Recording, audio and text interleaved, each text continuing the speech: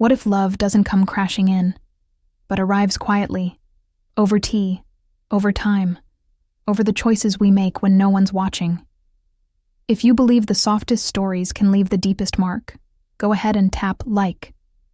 And if you'd like more moments like this, stories of second chances, slow mornings, and the kind of love that lingers, hit subscribe. Now, let me tell you a story. The day I married Alexander Cole, New York was wrapped in fog so thick it made the world feel like a painting half finished. The sky was colorless, the kind of soft, dull gray that swallows sound and thought alike. I remember thinking how fitting it was that on the day my life would change, the city itself chose silence. The church was old, older than most buildings on the Upper East Side, tucked away behind wrought iron gates and sleeping ivy. Inside, the chandeliers were lit, but their glow couldn't quite warm the marble floors or high vaulted ceilings. Everything echoed, the hush of footsteps, the rustle of silk. Even my heartbeat felt like it carried too far. I was 24. My dress had belonged to my mother. I'd spent weeks altering it by hand in our apartment downtown, threading tiny pearls back into place, pressing the lace under an old iron. She'd worn it when she married my father in a garden filled with birdsong. I wore it under a ceiling, too high for comfort, beside a man who hadn't looked me in the eye. Alexander Cole was already waiting at the altar. Tall. Still. His jaw sharp like glass, his dark suit tailored to perfection. He didn't smile. He didn't glance toward the pews, most of which were empty. He simply stood, hands folded, waiting for the transaction to complete. It wasn't his fault, not entirely. This wasn't a wedding born from love. It was an agreement, a solution to a problem with too many zeros. My father's debt, my family's crumbling dignity, all of it tucked neatly into a contract and signed in silence. I don't remember much of the ceremony, only that there were no flowers, no music, and no priest. Just a city judge reading lines from a paper, asking questions we both answered with nods instead of vows. Do you take this woman? Yes. His voice was steady, indifferent. That was it. Afterward, there was no celebration. The car that took us to his townhouse barely stirred the fog. I sat quietly in the back seat, glancing at the gold band on my finger, wondering what my mother would say if she were well enough to speak. The house was grand, of course. Polished wood, tall ceilings, clean lines. Everything smelled faintly of cedar and something deeper, leather maybe, or time itself. The butler showed me to a guest room with neutral walls and heavy drapes, and said nothing else. Later, when the house fell quiet and I could no longer hear footsteps down the hall, I sat at the vanity and looked at myself. I didn't recognize the woman staring back. The lace sleeves were too delicate for someone so unsure. The pearls in my ears, borrowed, not mine, reflected the dim lighting, but gave off no warmth. I looked like someone playing dress-up in someone else's life, a placeholder in a story that wasn't mine. And then, as I opened the top drawer of the vanity, I found it. A folded letter, tucked beneath a handkerchief I hadn't brought. The paper was soft from time, the edges slightly worn. My heart paused. I knew that handwriting. It was my mother's. I unfolded it with care, afraid it might crumble in my hands. The ink was faded, but her script, graceful and looping, was unmistakable. Sweet Vi, I know this day is not what you dreamed. I know the silence hurts more than any words could. Marriage is not always love at first sight. Sometimes it is duty. Sometimes it is survival. But if you stay kind, if you stay open, it may grow into something deeper. Love may not come first, but it can come last and stay. Mom. Beneath the letter, scribbled in a darker ink as if added later, was one last line. Marriage doesn't have to begin with love. but it must end with choice. I sat there for a long time, letter pressed to my chest, listening to the house breathe, if it even could. Somewhere far away, I thought I heard a door shut. Maybe Alexander turning in for the night. Or maybe just the house settling into its silence. My fingers trembled slightly. Not from fear, but from something more tender. Grief, perhaps, or hope. Struggling to rise. I hadn't chosen this path, but maybe I could choose how to walk it. Maybe the story wasn't over yet. I folded the letter again, carefully. Placed it back where I found it. I didn't cry. I didn't scream. But I also didn't sleep. That night, in a room too grand to be mine, wrapped in sheets that smelled faintly of lavender and cold linen, I made my first true decision since the wedding. I would not harden. I would not become small. I would remain soft in a world that had tried to make me silent. I would leave space for something gentle to grow. Maybe, if I did, this house, this life, could one day feel like home. And maybe, just maybe, the man with the glass-cut jaw and guarded eyes might not always be a stranger. The second morning of our marriage, I woke before the sun. The townhouse was still cloaked in gray light, the kind that makes even the chandeliers seem shy. I wrapped a shawl around my shoulders, padded barefoot down the wide, echoing hallway, and found myself in the kitchen. Not because I was hungry, but because it felt like the only room in the house that hadn't forgotten how to be human. The kitchen was old, probably original to the house, judging by the worn tile and heavy oak cabinets.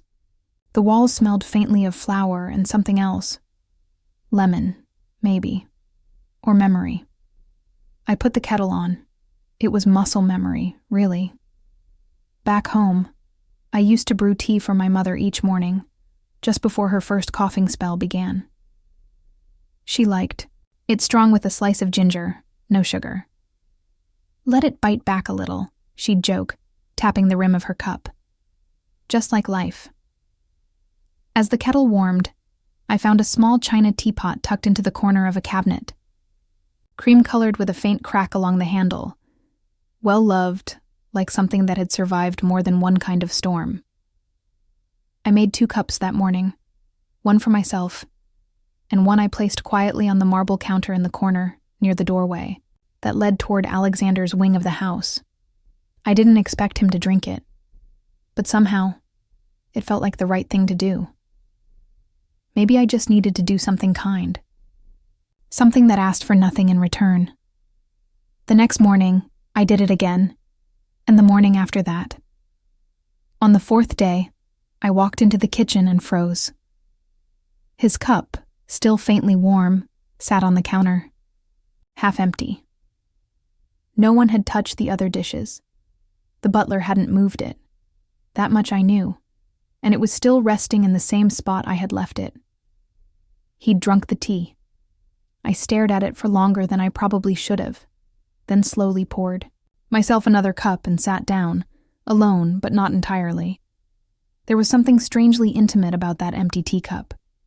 He hadn't said anything. No thank you. No acknowledgement. But the act of drinking it, choosing to drink it, spoke louder than 100 words from a man like him. Later that day, I passed him in the hall. He nodded. That was all. But it was different from the first time. His eyes lingered for a fraction, longer. Not warm, not soft, but not dismissive either. It was a pause, a crack. I returned the nod and kept walking. That evening I visited my mother. She was staying in a smaller guest room downstairs, where the windows caught the late afternoon light just right. I brought her soup and helped her with her hair. She was weaker than last week, but still smiled as I tucked the blanket tighter around her. "Heard you're married now," she teased, eyes sparkling with fatigue. "Have you made him tea yet?" "I have," I said. "He hasn't thrown it away." She laughed, a soft, worn sound. Then you're doing better than most. I almost told her about the letter I'd found. Almost asked if she had meant for me to find it after the wedding. But I didn't. Not yet. There was something sacred about that letter. Something I wasn't ready to open in daylight. Instead, I sat beside her and we talked about nonsense. Flowers, old recipes, neighbors from years ago. But her voice faded midway through a story, and I could see the tiredness gathering behind her eyes. When I kissed her forehead, her skin felt cool, like river stone. I stayed in the kitchen after putting her to bed. I sat at the table where I'd left his tea that morning. The china cup had been washed and dried, placed neatly back in the cabinet. So he noticed. So he cared, enough to notice. The next morning, there were 2 cups again. That day, when I walked past Alexander's study, I paused. Just for a second, the door was slightly ajar.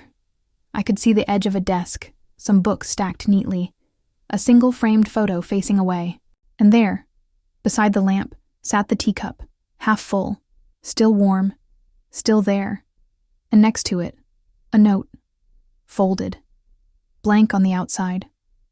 I didn't touch it, of course not, but I stood there, heart held quiet in my chest, as if waiting for a breath that hadn't come yet. Then I walked away. Later that evening, just before I turned in, I passed the study again. The door was closed, but the teacup was gone. Something was changing. I couldn't name it yet, but it was real. A rhythm had begun to form. 2 lives in quiet orbit. Cups of tea as messages passed between strangers who didn't quite know how to speak. I wrote in my journal that night. Just 1 line. He drank the tea again. It was not love, but it was something. A kindness returned. A ritual repeated. And in a house filled with cold walls and formal silence, that small, half-empty cup felt like the first word of a story neither of us knew we were writing. It was a Tuesday afternoon when I first saw her. I had wandered into the library, not out of curiosity, really, but because the rest of the house felt too big, too empty, and I needed a place where books could hum gently in the silence. The room smelled like cedar and old pages, with sunlight sifting in through tall, dust-flecked windows. A small fire had been lit, more for decor than warmth, and everything in the room whispered, quiet, controlled, untouched. And then I saw the frame. It sat alone on a narrow side table, half hidden behind a stack of legal volumes. The photo was black and white, softly faded, and the girl in it, maybe 17, maybe younger, was smiling at someone just out of the shot. There was a lightness in her eyes, something unguarded, like she hadn't learned yet how to brace herself against the world. She didn't look like Alexander, but she belonged to him. I knew that without asking. Just as I reached for the frame, the housekeeper entered quietly with a stack of linens. She paused when she saw me. "That's Miss Sophie," she said softly. "Sophie?" "His sister." There was a pause. "She passed. Years ago." She didn't say how. I nodded, and the housekeeper left. But the room suddenly felt colder. That night, it rained. Not the polite drizzle of spring, but a storm that pressed itself against the windows, making the house groan and whisper. I had just finished helping my mother back into bed. She'd had a difficult evening, her breath short, her hands trembling more than usual, when my phone buzzed with a message I didn't expect. "Alexander, I'll be back in 20. Don't wait up." I stared at it for a long time. It was the first time he'd texted me since the wedding. I wasn't sure what it meant, if it meant anything at all, but I replied, "Thank you," and left it at that. But when the clock struck 11:30 and the rain grew louder, something in me stirred. I crept down the staircase, half hoping to catch a glimpse of him, to see where he went when he wasn't tucked away behind closed doors. I reached the foyer just as I heard the front lock click open. He stepped inside, rain trailing from his coat, hair damp, eyes sharp, but tired. Our eyes met. Neither of us spoke. His gaze flicked to the towel in my hand. I hadn't even realized I was holding it. Wordlessly, I stepped forward and handed it to him. He took it. Slowly. Gently. "Thank you," he said. His voice was quieter in the dark, rougher somehow. More human. "Are you all right?" I asked before I could stop myself. He looked at me for a long moment. Not through me. At me. "I had to take someone to the hospital," he said. My breath caught. "My mother?" I asked quickly. He shook his head. "No. Someone else." A pause. Then, almost reluctantly, he added, "My sister used to live in the city, not far from here." I felt the air shift. "She died, didn't she?" He nodded. I waited. He didn't speak for a long time. The only sound was the storm against the windows. "I was supposed to pick her up that night," he said finally. "I canceled last minute. A board vote ran late. She walked home. It was raining." The words hung there between us. I didn't reach for him. I didn't say anything. But I didn't look away. "That photo in the library," I said softly. He nodded. Again, she used to bring me tea every morning, even when I was too busy to drink it. Something in my chest twisted. I think she would have liked you."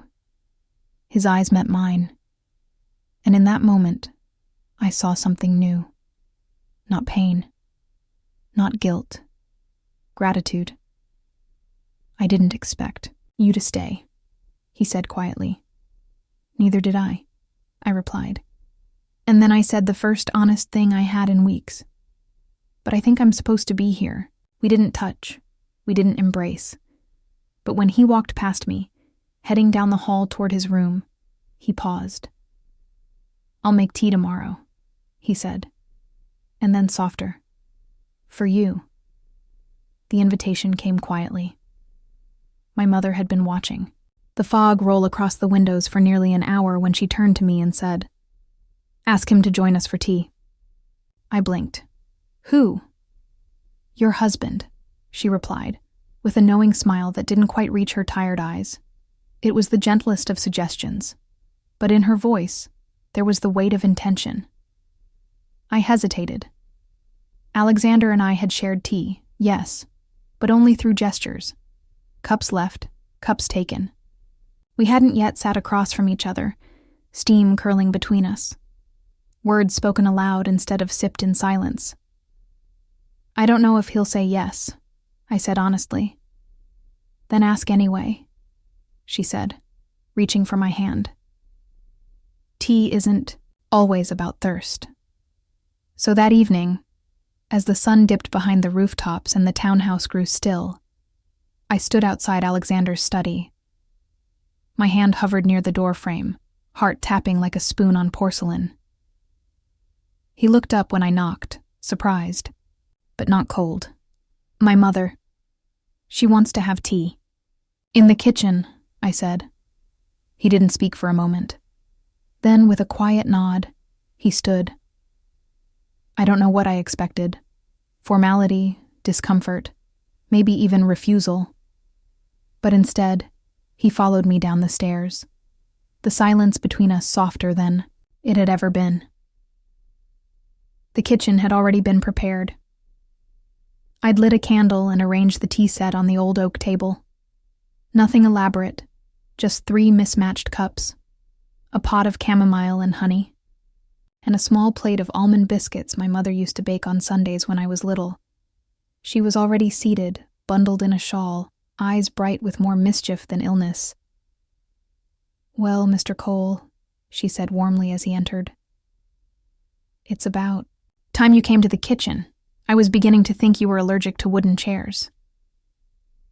Alexander smiled, barely, but truly. He pulled out the chair across from her and sat. I took the third seat, between them, pouring the tea with hands that only shook a little. We drank in near silence for the first few minutes.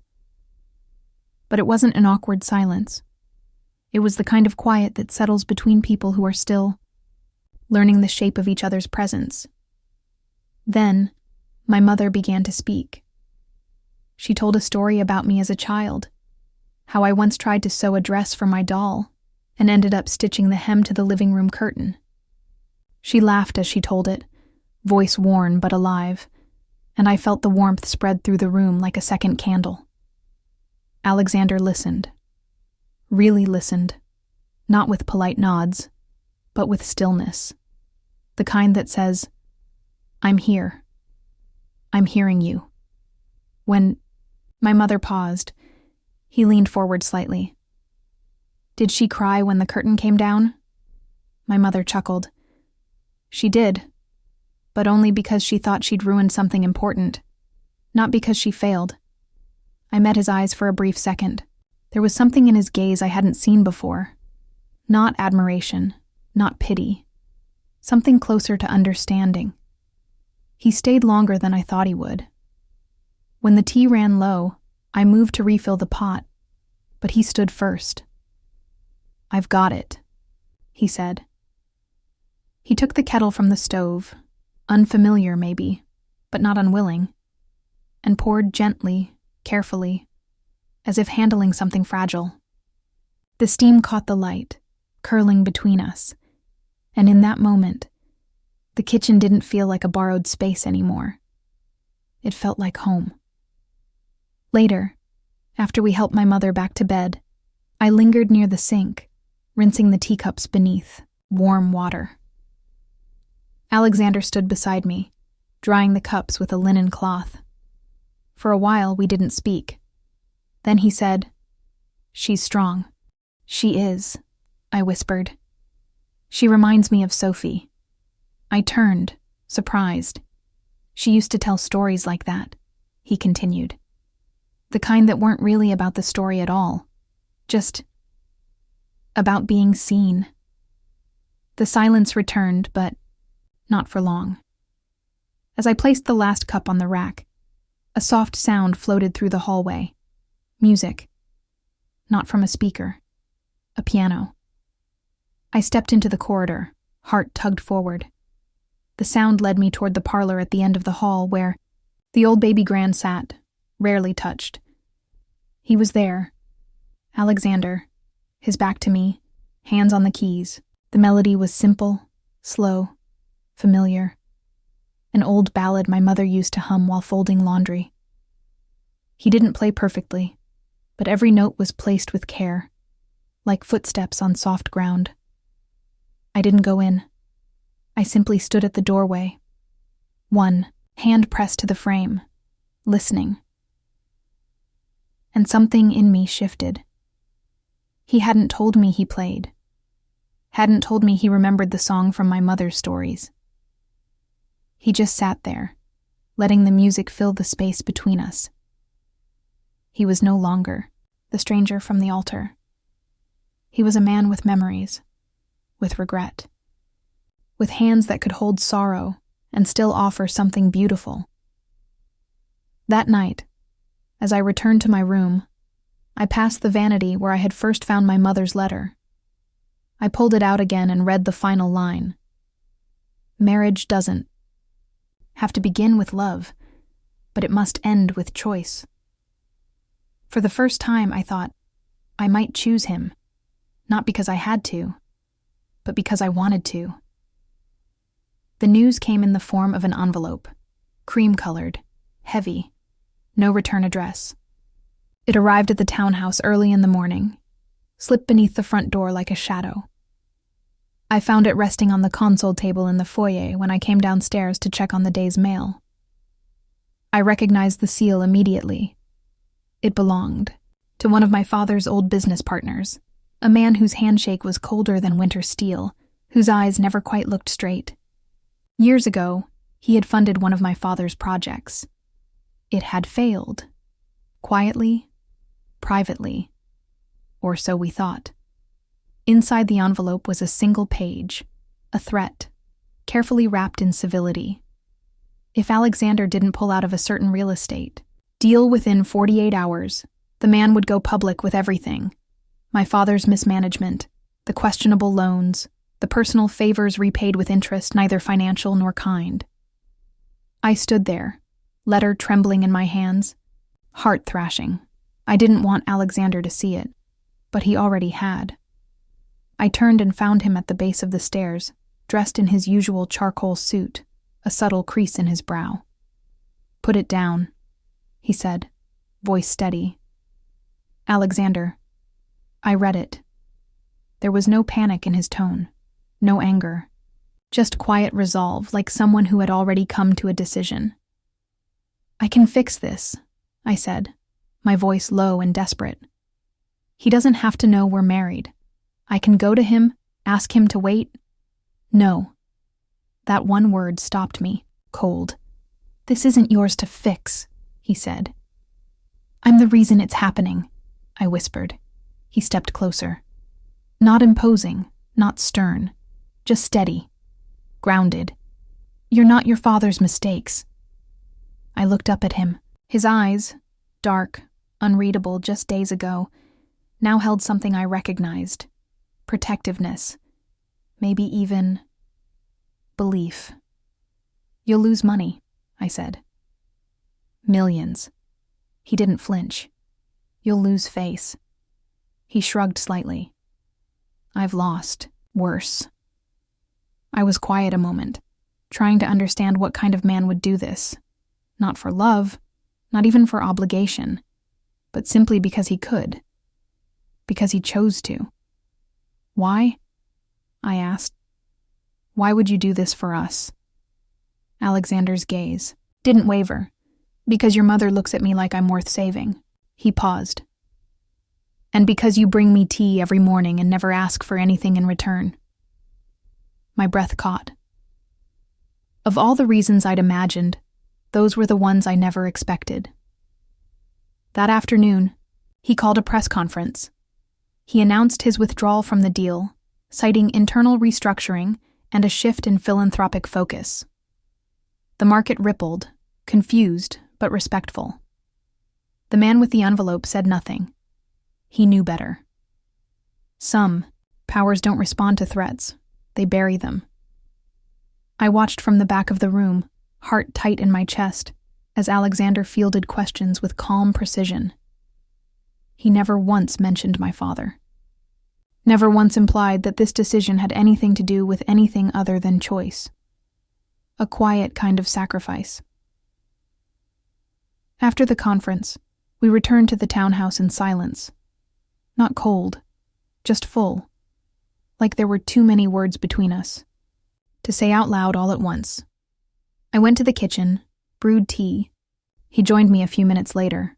No tie, sleeves rolled up, tension still clinging to the lines of his shoulders.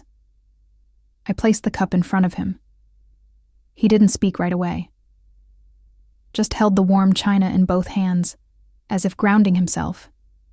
Then, softly, "Do you believe in second chances?" I blinked. "Second chances at what?" "At everything," he said.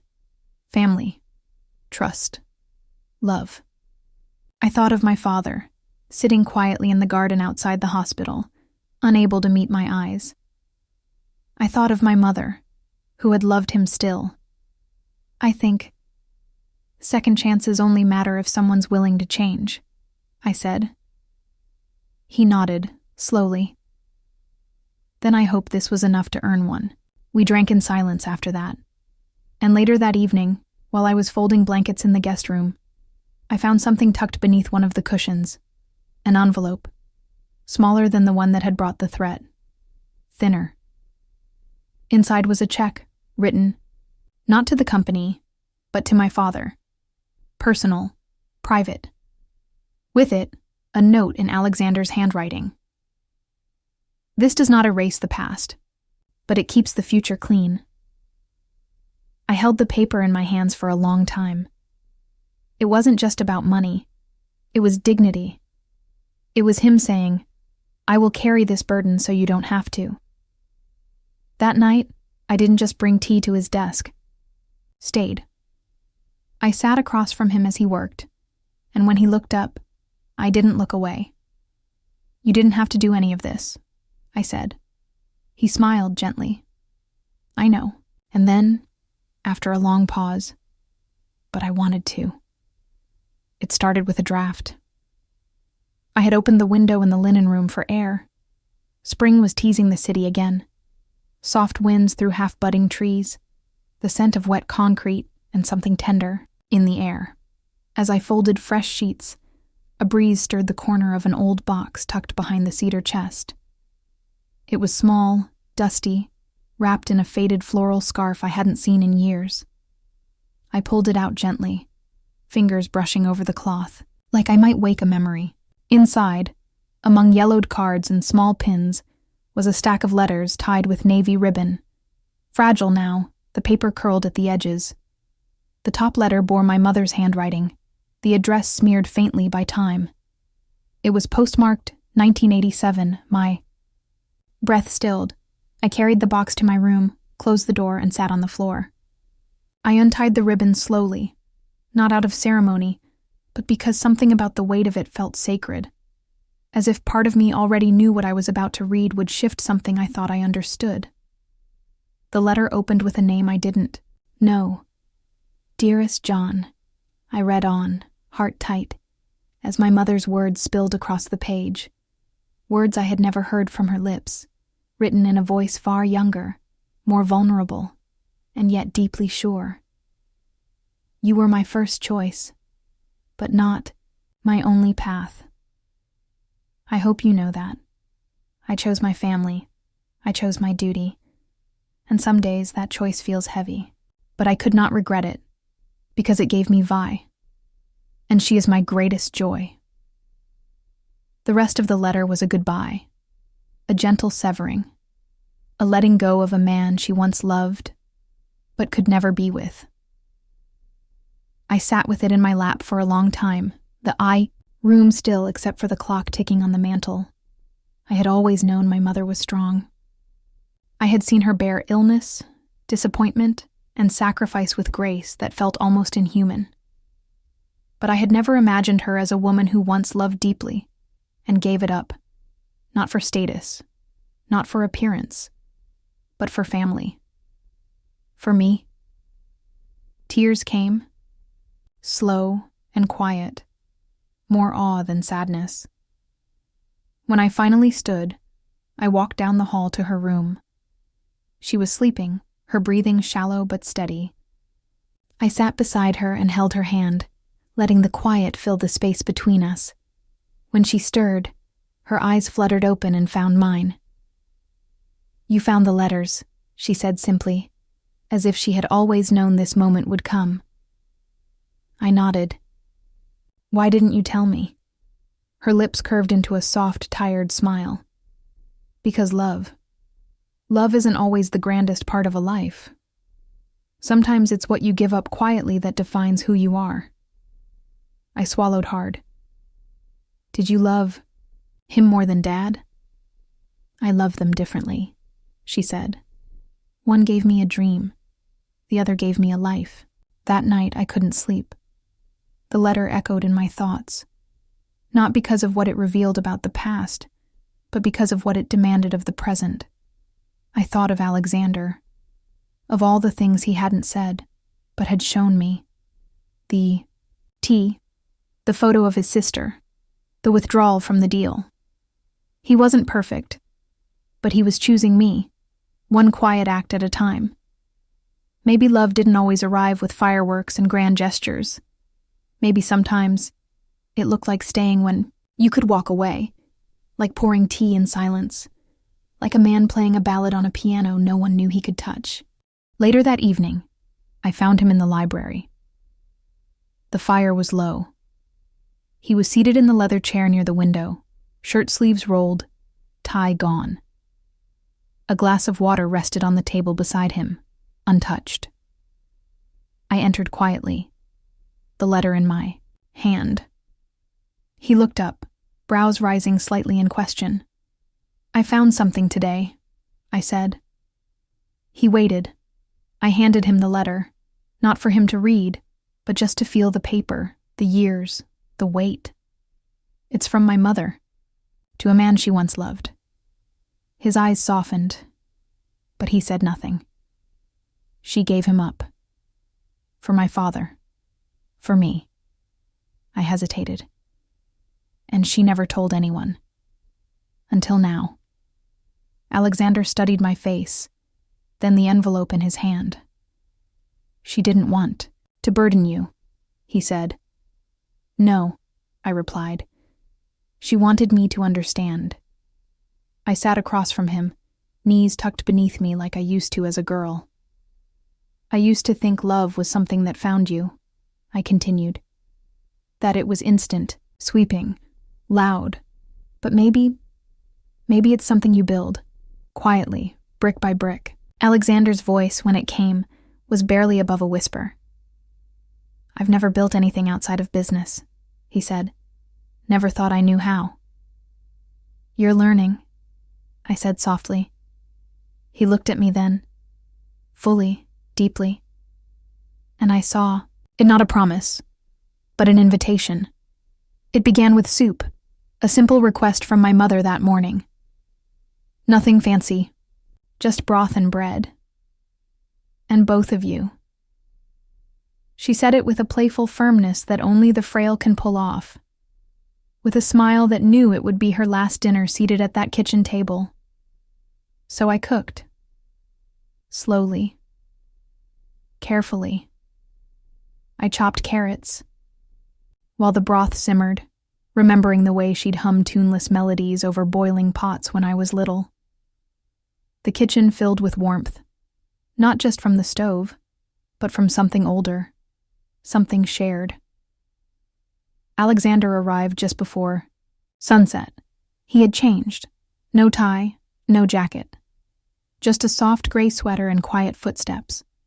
He looked more like a man returning home than a billionaire stepping through marble halls. My mother smiled when he walked in. "Did you wash your hands?" she asked, like she had every right to. He didn't even flinch. Just nodded, rolled up his sleeves, and stepped toward the sink. I watched him from across the counter, stunned by the ease in his movements, the quiet grace that had begun to replace formality. He dried his hands and turned to me. "Can I help?" I blinked, a little startled, then handed him the bread knife. "Just cut. Straight lines, no pressure," he smirked. "I'm not performing surgery. Bread's more delicate than people think." We worked side by side, me at the stove, him slicing carefully. No orchestras, no dramatic lighting.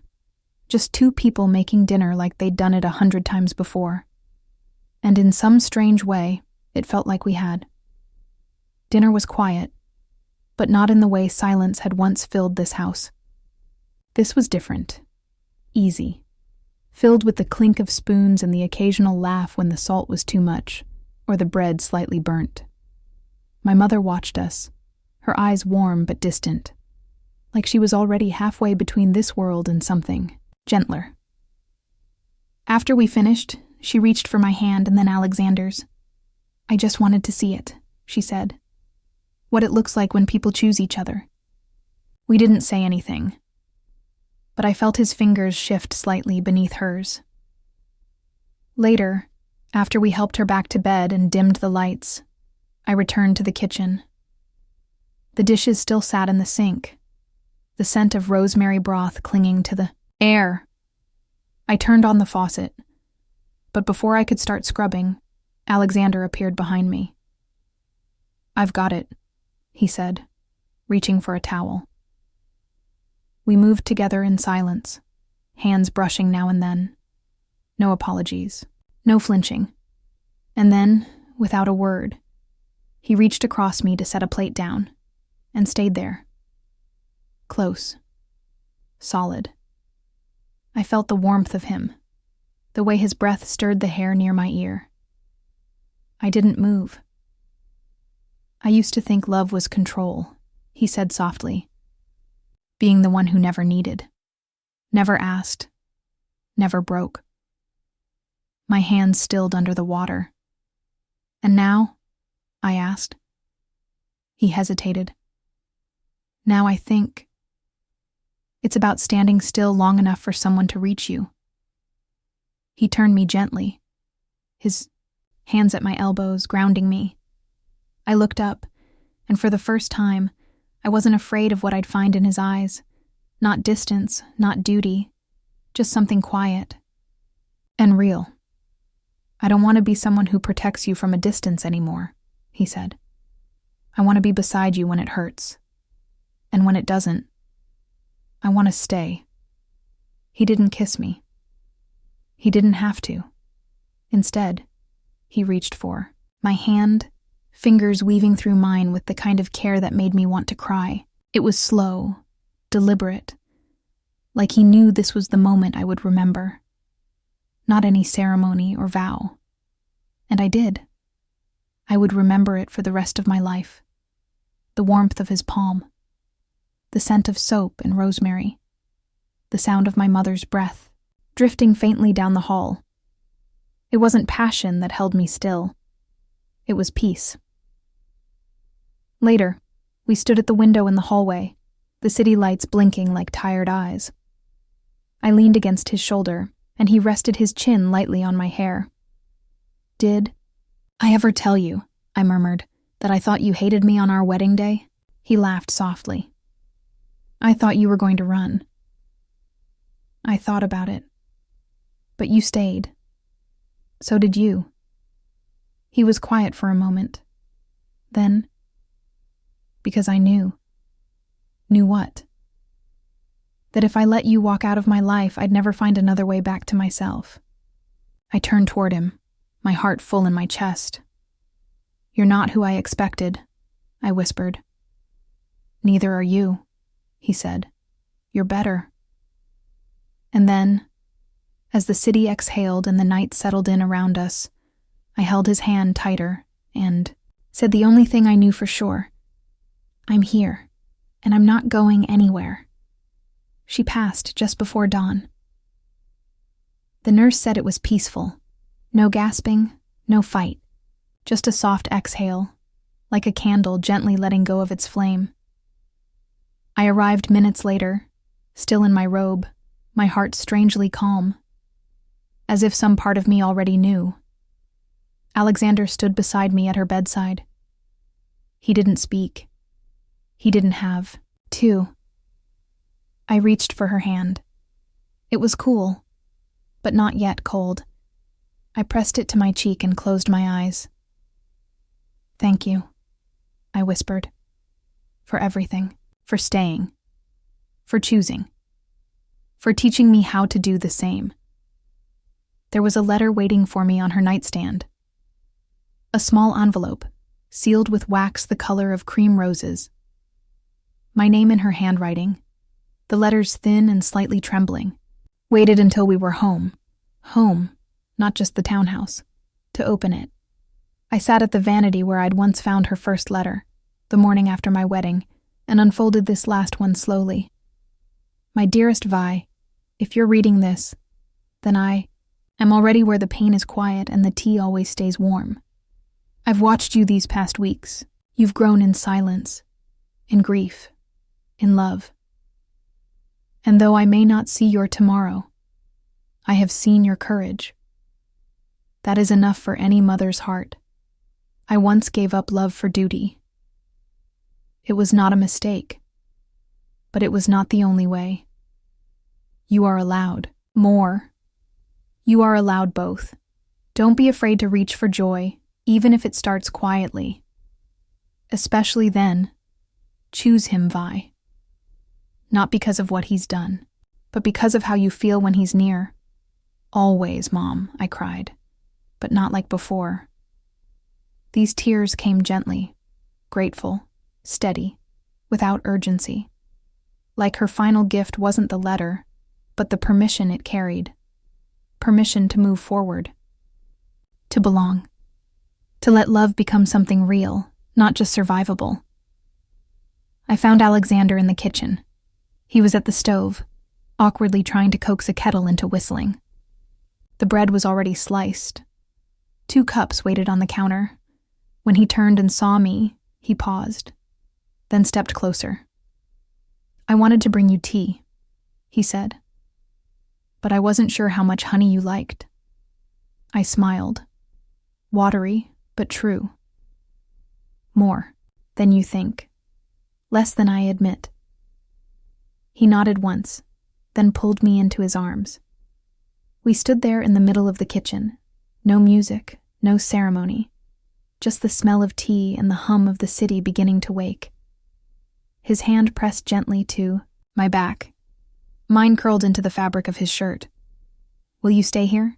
I whispered into his chest. He pulled back just enough to look at me. "I'm not going anywhere," he said, then softer. "You gave me a home I didn't know I was missing."